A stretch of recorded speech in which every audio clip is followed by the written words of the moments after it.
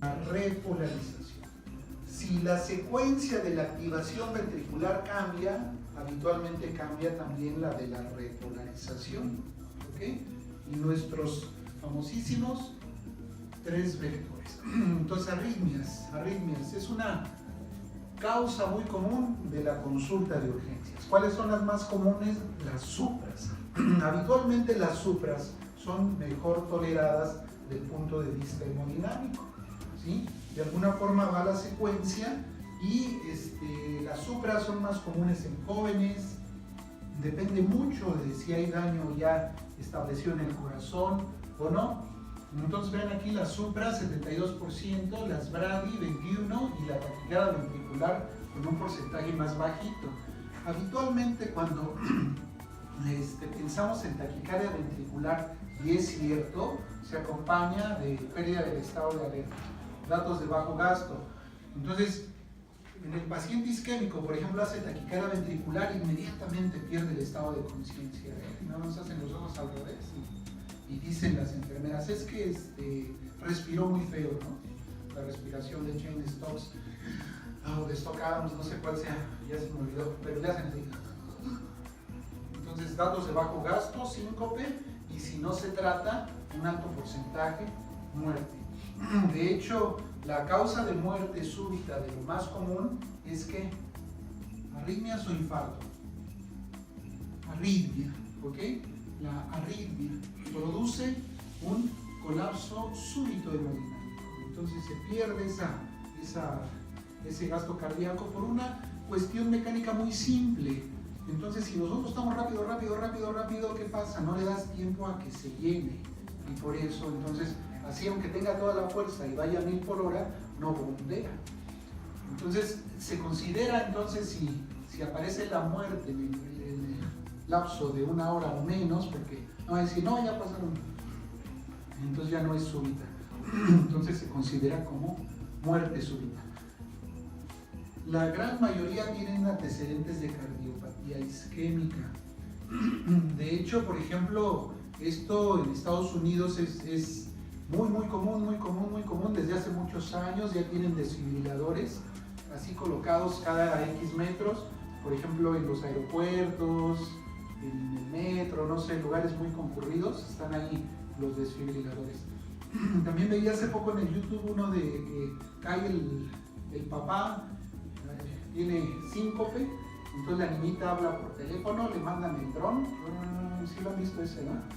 Y ya le saca las paletas, se las pone y quítense. Son automáticos, desfibriladores automáticos, detectan la arritmia, se cargan y solitos hacen la descarga. Entonces, está muy padre. En Japón, ¿cómo le hacen de hace tiempo si tienen más tráfico que nosotros? ¿Cómo creen? Para tratamiento de pacientes con probable arritmia ventricular, con síncope y colapso hemodinámico. Llegan en moto, entonces traen su desfibrilador acá en moto. Bien padre. Entonces, lo mismo que ya habían visto. Las arritmias, alteraciones en la formación y alteraciones en la conducción. Vamos a tratar de hacer esto un poquito más práctico, a ver si ahora sí lo entendimos. Hace ratito yo no le entendía bien al fenómeno de reentrada. El fenómeno de reentrada, entonces, quiere decir que la vía por donde viene el impulso eléctrico va a tener una parte bloqueada. Sí lo entiendo, ¿no? Entonces el impulso eléctrico acá debería bajar por estas dos vías, por la 1 y por la 2, pero la 1 está bloqueada. Entonces llega ahí, pum, se detiene, ya no. ¿Por dónde viene el impulso eléctrico? Por acá. ¿Y por dónde pasa? Por atrás. Pero lento, pasa lento. Entonces cuando llega este impulso aquí, esta zona ya se repolarizó. Primero se despolariza y luego se repolariza. Entonces pasó el impulso, viene por otro lado, viene más lento y cuando llega al sitio, ¡pum!, vuelve a agarrar. Y entonces se produce un fenómeno de reentrada. Este mecanismo de reentrada es el más común de las arritmias supras, de las taquisupras, de las taquis de la unión y de la taquicardia ventricular del infarto agudo. La zona que tiene isquemia, entonces le falta ¿qué? Circulación. Y la todo el metabolismo y la conducción eléctrica se altera. Entonces llega, el impulso no lo deja pasar, el impulso no es nada menso, entra por atrás, pasa al equipo y cuando llega se produce el movimiento circular o reentrada. En las taquicardias supra, entonces por eso les dicen la maniobra vagal, entonces tosa, ¿no? Es como entre tosido y pujido,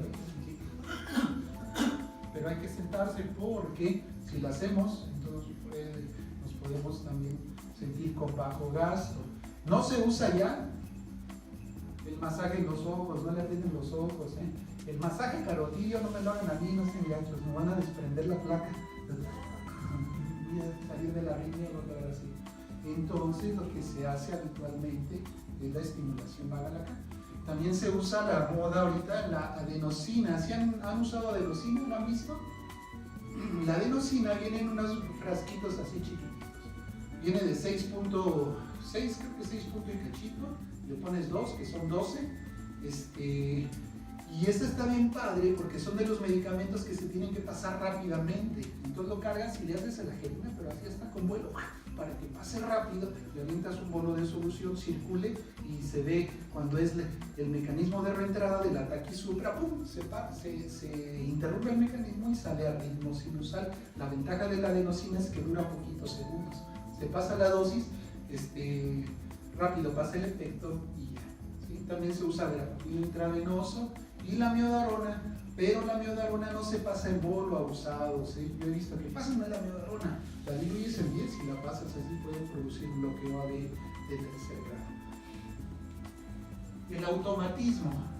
Entonces, el automatismo, lo que hablábamos de la famosa pendiente de despolarización. Entonces se puede afectar por alteraciones electrolíticas, por fármacos. Si la pendiente se hace más inclinada, vamos a tener frecuencias más rápidas. Si la pendiente es así, va a tener frecuencias más lentas, como pasa con la activación de los ventrículos y los postpotenciales. Entonces, son variaciones que pueden producir una nueva despolarización y producir un extrasístole o una taquifase 3, como ya habían visto. Si tenemos un paciente con arritmia, entonces evaluarlo, ¿no? ¿Cómo está? Los gringos que dicen, ¿are you okay? Entonces, este paciente con arritmia, ¿are you okay? No lleguen ni le den el cuerpo, abusados, y no hasta los demandan. Entonces, signos de ventilación, oxigenación, cómo está la presión arterial, estado de conciencia, si está con datos de confusión, e investigar rápidamente si tomaba algún medicamento. Casi todos los medicamentos antiarrítmicos pueden tener un efecto proarrítmico. Sobredosis o toxicidad de fármacos. Una vez me tocó una paciente que parecía que estaba bloqueada, tenía frecuencias muy lentas y había intentado suicidarse con antidepresivos tricíclicos, que ya se usan menos, Entonces ya me hablaron. Llegué vi el caso, dije, permítame un momento. Me subí corriendo a ver mi libro y ya bajé. Oh, sí, claro, es esto. Como no estaba hipotensa, estaba aguantando la frecuencia. Si se pone malita, me hablan y le pongo un marcapaso. Pero esta no es para el coro, va para terapia porque pensaban que era un infarto, el electro se veía feo. Entonces, y los antecedentes de cardiopatía. Acuérdense que ya tiene un corazón dilatado, tenía un soplo, tenía un infarto antiguo. Entonces, tienen más riesgo de tener arritmias y sobre todo la arritmia cambia el significado. A lo mejor puede tener extrasístoles que no requieren tratamiento o tener una arritmia potencialmente letal. ¿Okay? También les quería contar otro caso que estaba en la consulta, entonces me llegan una señora, pues no tan grande, como unos 60 años, 60 y tantos, pero de China, chinita de China, y el esposo chino de China, y los hijos también chinos, pero hablaban entre ellos, y ya es que mamá, que ha estado malita, pero el esposo, o sea el papá, es médico chino y de la zona. ¿Cómo está, señora? Entonces me atonté, no le medí la oxigenación, no le chequé el pulso y se me ocurre recostar. En lo que la estaba recostando, ¡pum! ¡Qué fibrila! Ya le pegué, le di masaje y todo, alcanzamos a llegar al hospital y yo así a las 2 de la mañana a mi casa, ya ándele por hoy. Entonces, si ven medio raros, primero chequen pulso, chequen oxigenación, ¿sí? Estado de alerta y al estado un poquito levantadito, no en decúbito total, porque pueden tener ya cardiopatía. Extrasístole ventricular, ¿cómo la vamos a clasificar? Vamos del punto de vista práctico. Entonces, estadísticas de extrasístole ventricular, ¿ok? Ya las ven, ¿verdad? Las extras. Este es un trazo que tomé, pero más bien estoy medio menso para las fotos. Vamos acá arriba, entonces el D1, vamos a ver, aquí veo un QRS ancho, me sigo viendo una pausa y miren aquí que veo. Entonces una P con un QRS, luego otro diferente y luego acá este se parece a este y este de acá se parece también. El tercero, o sea que van 1 y 1. Entonces tiene un latido con onda P, con un PR constante, con un QRS, un trazo de Holter de 3 canales ahí, también de 12 canales, pero no son tan baratos, ¿eh? Este Holter es un Holter argentino y debe valer creo que como 70,000 pesos nuevo. Entonces ya te registra, te hace el análisis y lo tienes que verificar y te lo pone bonito para que no nos preocupemos mucho y se te va a poner la extrasístole ventricular de color rojo, ¿sí la ven? Entonces, de diferente morfología. Otro punto también importante es que fijémonos en la parte inicial del complejo. Si fuera unos minutos en relación a los mecanismos de las arritmias. Hay que entender que las arritmias son el resultado de algún mecanismo electrofisiológico anormal, ¿no? Debe de existir cierto sustrato anatómico y un sustrato eléctrico para que las mismas se puedan presentar. No basta muchas veces con tener el sustrato eléctrico si no existe un sustrato anatómico por el cual se puedan desarrollar, ¿no? O sea, deben de coincidir muchas características para que la arritmia se pueda presentar. De ahí deriva que muchas de ellas, la inmensa mayoría, sean paroxísticas, es decir, que no estén presentes todo el tiempo, sino que den por episodios, ceden cuando las condiciones que las suscitan desaparecen y se vuelven a presentar 1, 2, 3 meses, 6 meses, un año después, hasta que las condiciones se vuelven a presentar. Y básicamente las alteraciones que se presentan para que estas se den son alteraciones en el automatismo, sean el automatismo propios de las células del sistema de conducción o automatismo en las células que no están diseñadas para esto, trastornos en la excitabilidad y trastornos en la conducción del sistema eléctrico. Estas alteraciones se pueden presentar aisladas o en conjunto. La mayoría de las veces suceden en conjunto, ¿no? Básicamente, si pudiésemos dividir los mecanismos de las arritmias, quedarían englobados en estos dos: algún trastorno del automatismo, donde entran los focos automáticos y los pospotenciales o la actividad desencadenada, y el fenómeno de reentrada, que dicho sea de paso, este fenómeno explica la inmensa mayoría de las arritmias que tenemos en cardiología clínica. Recordando un poquito la fisiología, este es un potencial de acción de una célula miocárdica muscular, ¿no? Que no está diseñada para el impulso eléctrico, y este es un potencial de acción de una célula de marcapasos, ¿no? Solamente recordando un poquito las diferencias. Y bueno, básicamente la fase 4 es lo que las hace tener el automatismo, ¿no? Y básicamente esos tres factores son los que determinan la frecuencia de descarga de determinado foco. El foco que tenga la mayor rapidez de descarga es el que va a llevar el mando en el corazón.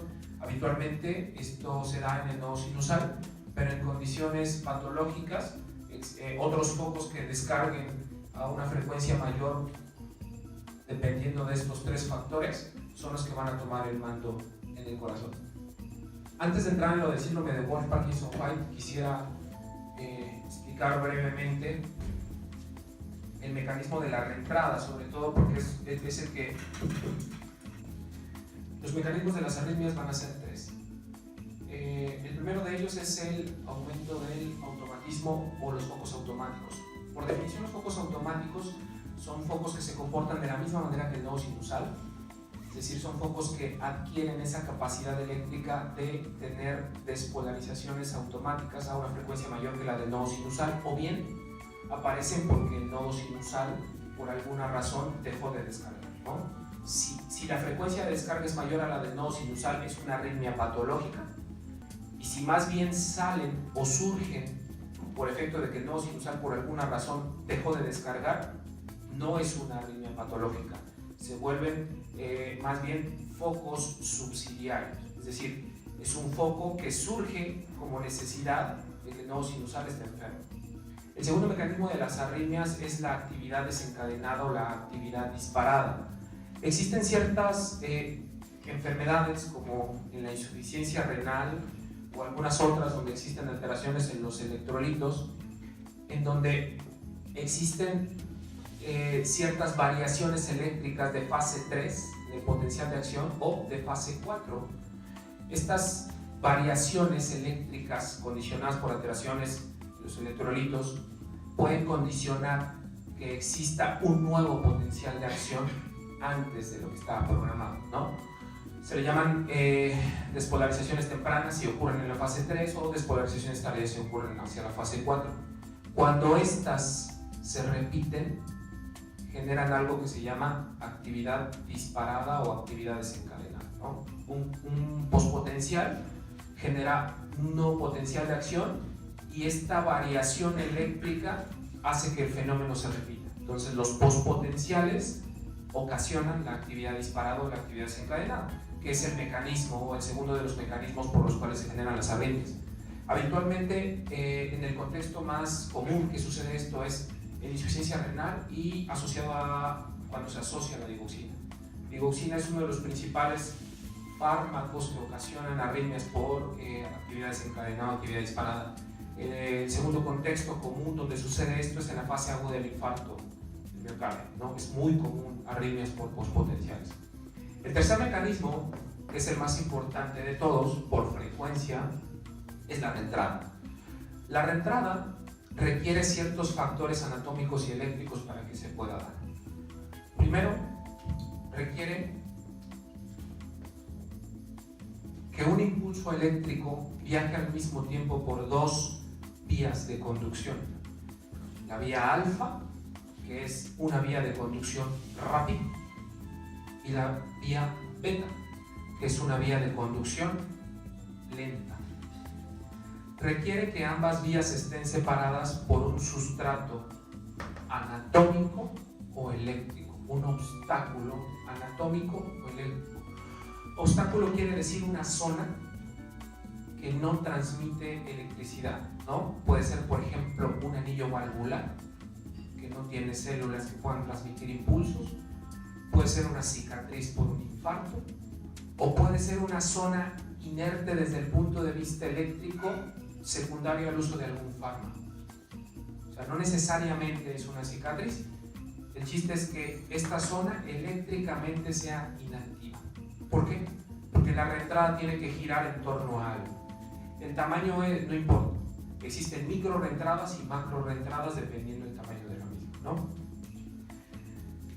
Requiere que la vía rápida o la vía alfa esté bloqueada de manera anterógrada y que la conducción por la vía lenta, que es la vía beta, tenga la suficiente lentitud para permitir que la vía rápida se recupere, sea nuevamente excitable para transmitir el impulso de manera retrógrada.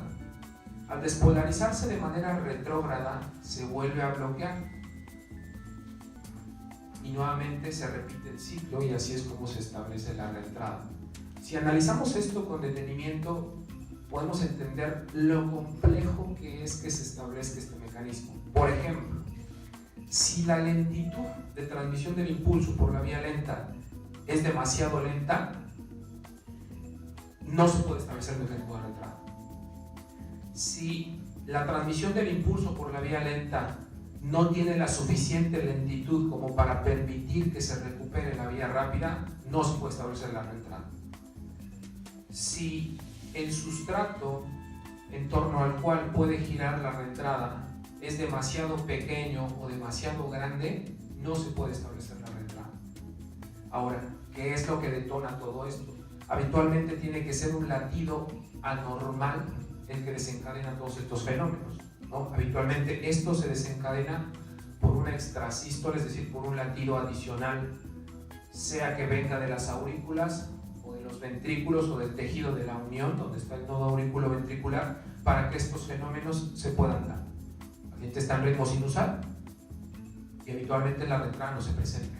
Tiene que adelantarse un latido para que estas características eléctricas cambien y se propicie todo el ambiente ideal desde el punto de vista eléctrico para que la arritmia se dé. Por ende, no es tan sencillo que una reentrada suceda. Por eso es que muchos pacientes pasan mucho tiempo libres de síntomas antes de que la arritmia aparezca.